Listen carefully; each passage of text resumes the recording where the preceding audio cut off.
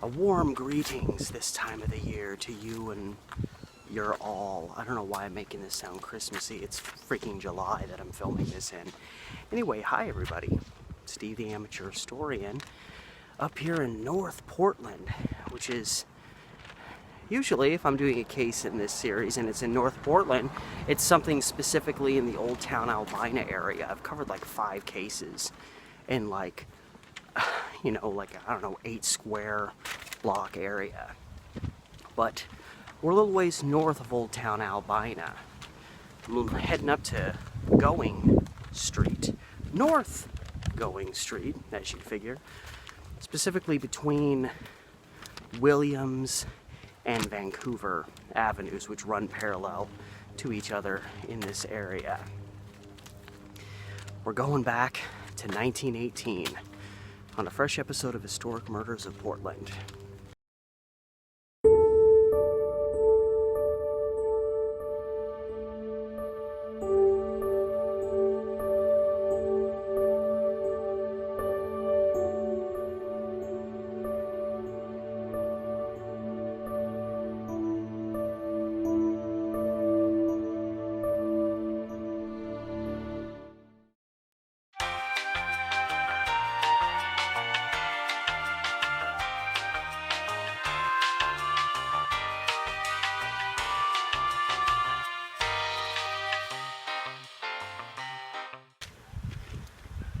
So we are officially walking along Going Street, where they are reminding you to slow down. This is Williams Street. Vancouver Street is the next street down. And the house in question is on Going Street, as I said, in between these two, and it would be on the north side of the street, so on this side of the street. And the house in question was built in 1906. So the house where all this happened is still here.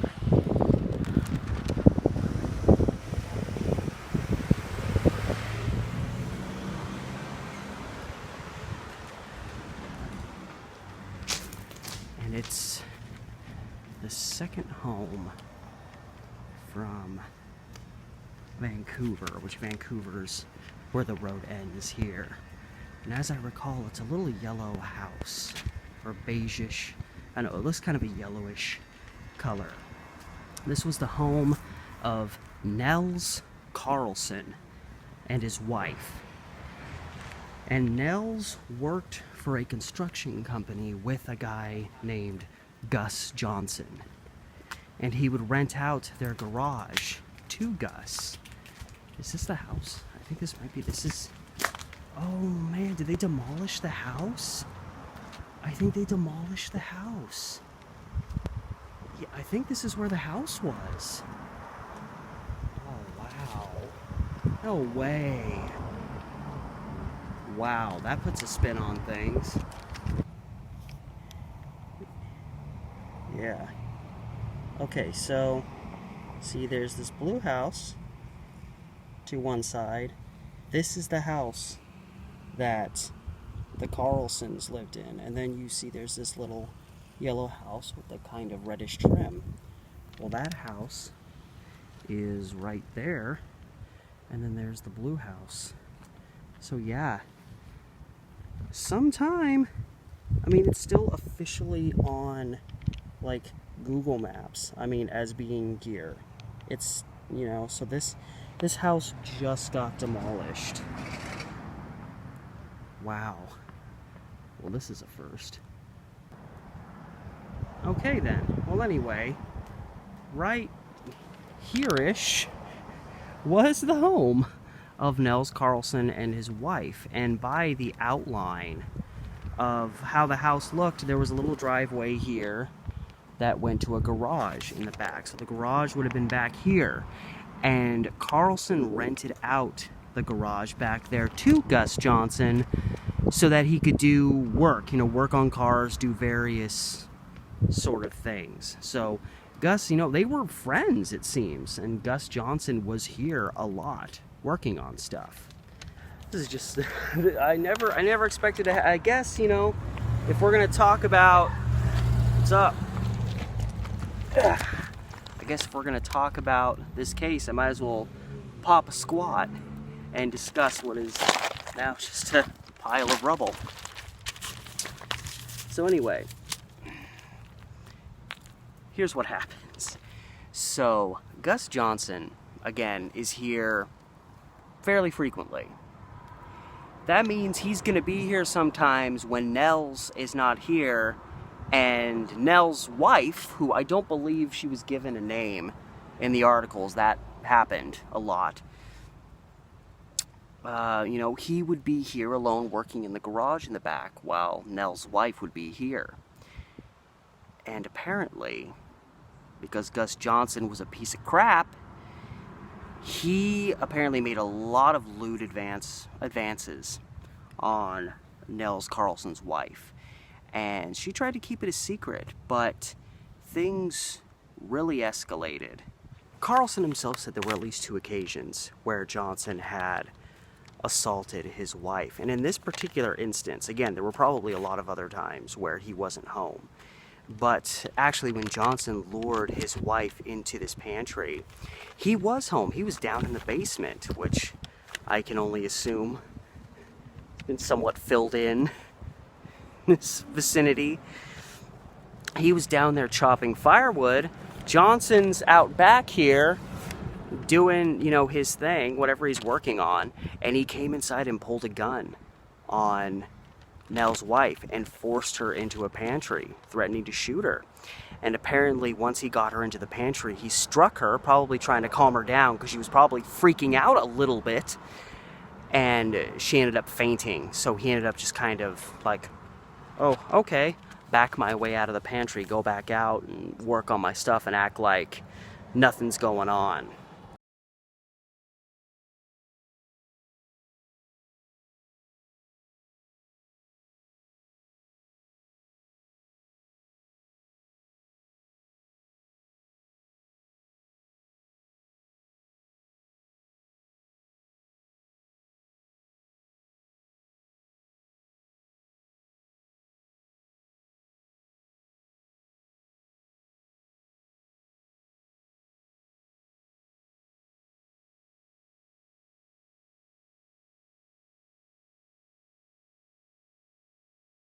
Now, it's important to realize Nels Carlson, before that incident happened, knew that Gus Johnson had at least been making advances on his wife. They'd argued about it, but for whatever reason, he kept letting Gus Johnson use his garage to do stuff and let him linger in the vicinity of his home that he shared with his wife. And Carlson himself did say later on that he kind of feared for his life. He thought Gus Johnson was maybe a little bit crazy and might shoot him if he confronted him. So Carlson may have just been continuing to let him use the garage out of fear. I mean, Carlson said he went and bought a gun and he would sleep with it by the bed because he was kind of in fear of this guy. So maybe that's why he let him keep using the garage, was he was scared.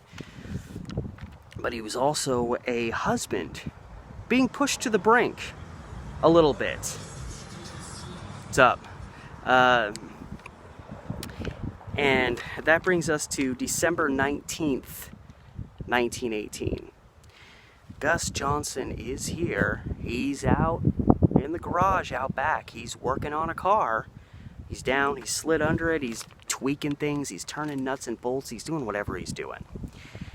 And finally, inside the house here, Nels Carlson's wife breaks down and tells him about this recent encounter where, at gunpoint, Gus Johnson forced her into a pantry with the presumed that he was going to sexually abuse her in some way. So, again, this is a husband, he's already been kind of pushed to the brink, and he hears that story.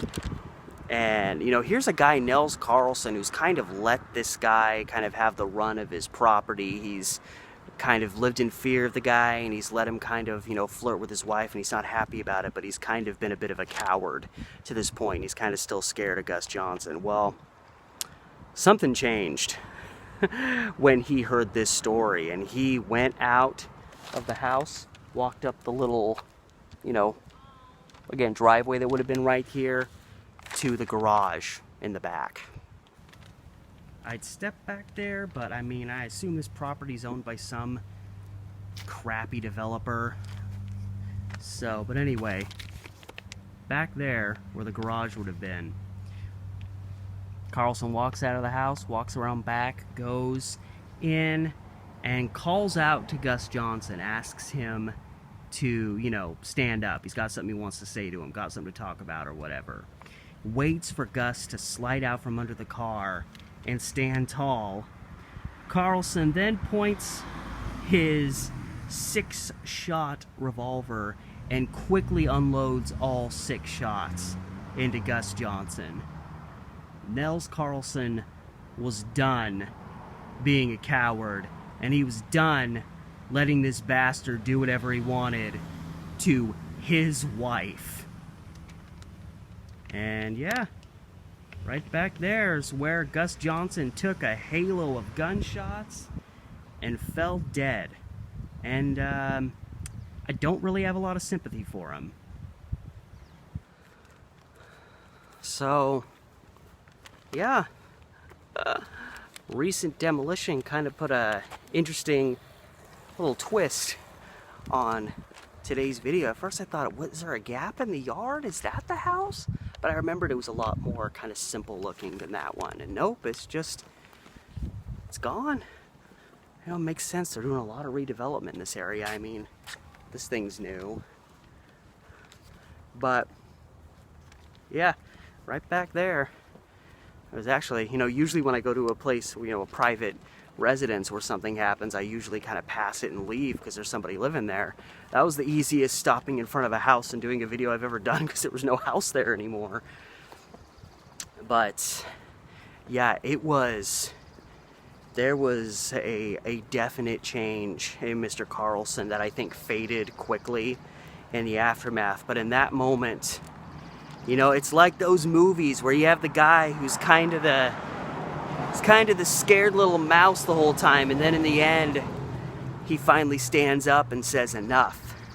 And according to the description of the events, he had Gus Johnson stand up. He quickly fired 5 of his 6 rounds into him, and he just went, you know, flailing back against the car and fell flat on the ground. And as he laid there, you know, not really in a position to run away or defend himself, with that one last bullet in his gun, Carlson put it right to his forehead and finished him off.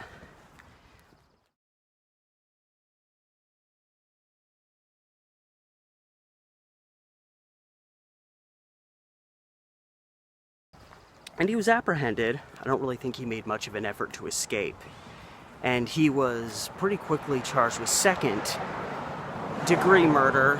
I mean, due to the circumstances of things, when you have a guy that's making moves on your wife to the point of, like, you know, almost committing an act of sexual assault against her at gunpoint, even today, some juries might have a hard time just immediately saying, yep, this guy shot this guy in cold blood, 1st-degree murder.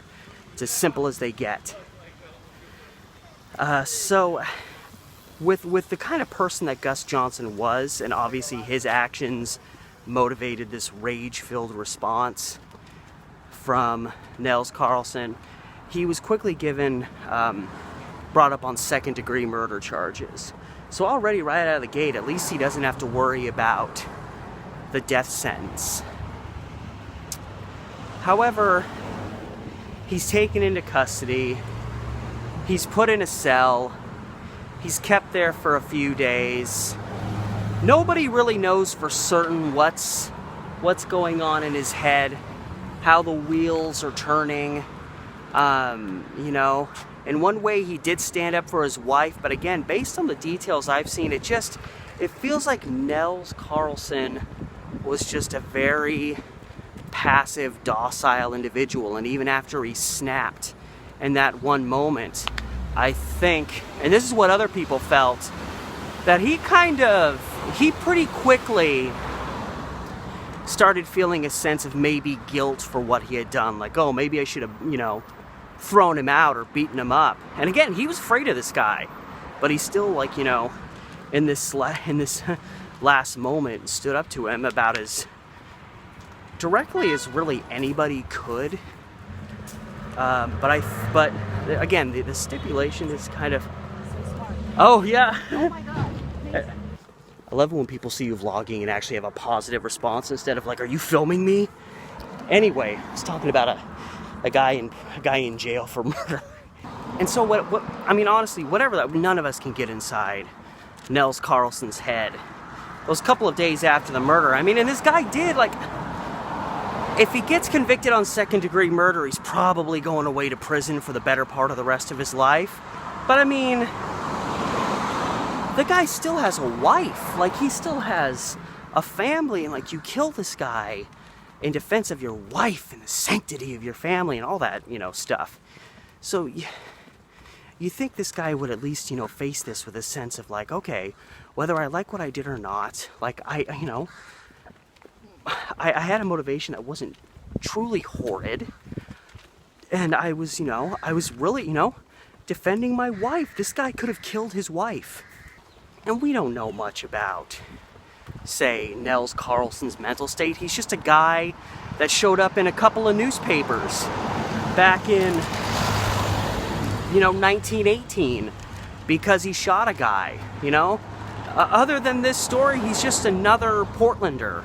We don't know what this guy's past was like. We don't know what kind of mental state he had before or was having. And the reason I'm talking about all this is because on December 23rd, which is only 4 days after the murder, if I'm correct. Yeah, because it's December 19th, 1918, so I have that 1918 thing. I'm trying to keep everything straight, but... So December 23rd, 4 days after, just mercilessly gunning down Gus Johnson, Nels Carlson's, in jail, and he asks if he can shave. So they bring him, shaving kit, and I guess leave him alone. And you can probably guess what happened next. He took the razor, because again, nowadays we have these, little things that you do that with. Razor blades back then were like switchblades. You went like, it was this big freaking blade. And Nels Carlson took that blade and slit his throat from ear to ear. And died relatively quickly. By the time they went in and saw what had happened at the jail, like, there was no saving this guy. So, there were theories that bounced around. Did he feel, irrevocable guilt for what he had done? Was he horribly depressed and fearful of a life in prison? Did he feel like his life was essentially useless now? He was going to go off to prison and be miserable, and his wife was going to be alone without him there to protect her? I mean, it's hard to say exactly what his motive was for certain, but this is such an interesting story because it's actually a story where, unlike a lot of these stories where the, disgruntled ex-husband goes off his rocker and kills his wife, you have a guy who actually was defending his wife in killing this other guy. So usually when it's the ex that kills, their ex, they'll sometimes end up killing themselves. But when you're defending your wife and successfully defending your wife in such a way, it's one of those scenarios where it's like, it's kind of interesting and rare that, the hero husband, if you can call him that, actually ends up taking his own life. And while he's in, police custody in jail, awaiting the next step and, before going to trial and all that. And he saved them a lot of time and money. And, but this guy, he still had a wife out there. And he kind of, again, we don't know what his mental state was like. He could have had some kind of severe depression we don't know about. There could have been a lot of things that we don't know about that affected him in coming to the decision to do that. But if that's not the case, it's like, I understand you not looking forward to the rest of your life being mostly in prison, but you still kind of abandoned your wife to a degree. If, in effect, he didn't commit suicide due to something that was potentially unrelated to the actual killing event itself and more just an emotional response to what his future was going to be like. It's hard to say.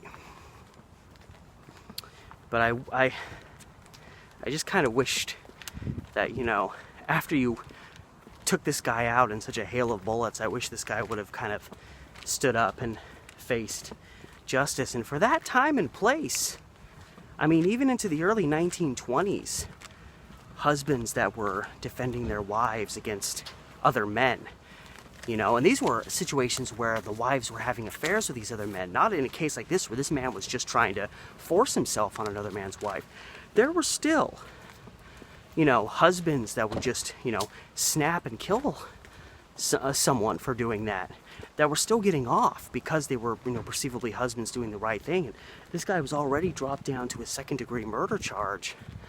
I kind of get the feeling he may have gotten off for this, or at least gotten off with a very meek sentence. Maybe you do like a year in prison, a little bit of time to make you sit and learn or whatever. But whatever the circumstances would have been, that ended up not happening, obviously. And much like in the case of his victim, if you can call Gus Johnson a victim, he also went that way. Death, so to speak. A tragedy befalls another tragedy. So this is one of those cases where the story ends almost immediately after the events transpired. There was obviously no trial to be had, which, you know, it is a little bit unfortunate because sometimes in a trial proceeding you can delve further and figure out a little bit more about what may or may not have been going on in relation to this case, things that didn't come out in the newspapers over that, you know, couple of day period between the murder and Nels Carlson taking his own life. So there may have been more to this story that we didn't know at that time and will never know, because, you know, once Nels Carlson took his own life, there was really no reason for an inquest or anything like that. So it ended right there. And all that said, as always, I'd like to thank you so much for stopping by, taking in today's video, and I hope you enjoyed it. You know, aside from the dark subject matter, I mean, why are you watching a series with murder in the title if you're not going to expect to get this kind of stuff? So, as always, I'd like to thank you so much for stopping by, for supporting the series, supporting the channel, supporting me. Remember to like, share, subscribe, hit up my Patreon, and all that good stuff. Links in the description.